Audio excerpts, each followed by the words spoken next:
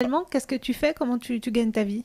Je Quelles suis sont chef tes de projet activités? en politique de la ville, Oui. Où ça? proche de la communauté d'agglomération de Lyon, mais là j'ai arrêté. D'accord. Donc du coup, on m'a proposé un poste au Sénégal. Je Mhm. ne sais pas si je vais l'accepter. Mhm. En fait, j'en ai marre de travailler pour les gens. Oui. Voilà. L'administration française est fatigante. Il n'y a pas de vue, c'est des imitateurs, les politiques n'ont pas de vision. Euh, et donc du coup, je me suis rendu compte euh, qu'on n'aimait pas trop ceux qui réfléchissaient trop. Euh, Ça a attiré des problèmes, des histoires, toujours la hiérarchie qui te prend la tête, qui essaie de te virer, mais en fin de compte, c'est le maire qui dit mais non, lui c'est un bon là, qu'est-ce que vous voulez le virer et tout. Et puis en fin de compte, ils vont finir par avoir ta peau, donc t'es obligé de partir. Ou bien, quelquefois, c'est l'élu qui devient jalouse, en l'occurrence, parce que voit que tu maîtrises une réunion et qu'elle là, elle est complètement. Elle dit ouais, mais comment ça se fait que vous parlez comme ça?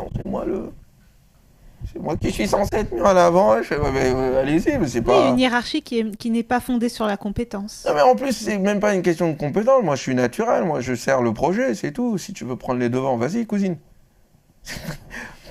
Je t'en empêche pas.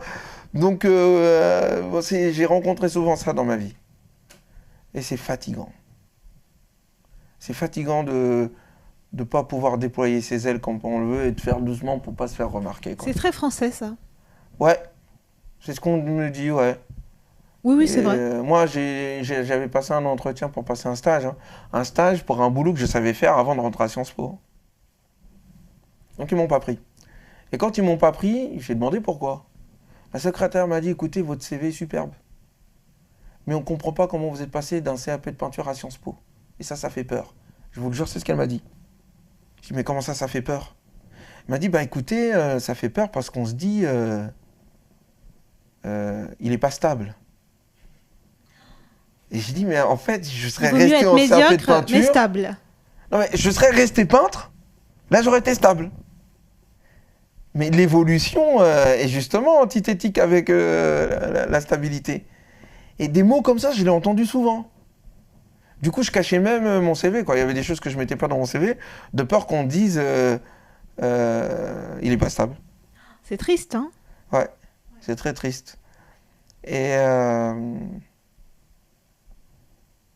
donc, du coup, je me voyais dirigeant, pas exécuteur. C'est pour ça que j'ai fait de la politique. Et que j'aspire à être un penseur, mais sur le plan politique, à diriger. En tout cas, à orienter. Mais plus à subir les ordres de quelqu'un. À moins que ça soit vraiment quelqu'un de super De intelligent. légitime. Ouais, Et de... légitime, avec qui je me dis, ah ouais, lui, parfait, quoi. Ouais. Il me dit, va à droite, je vais à droite. Mais pas de légitimité, pas de vision, et en plus, tu me prends la tête sur des questions de Oui, c'est personnalité, cette de. médiocrité, là, c'est Voilà, insupportable, hein? bon, je ne me permettrai pas de dire médiocrité, mais je sais qu'en tous les cas, ma personnalité peut. Ah, soit on m'aime à fond, soit on me déteste à fond, quoi. Il n'y a pas de juste milieu. Tu laisses pas indifférent. Ouais, c'est ce qu'on dit.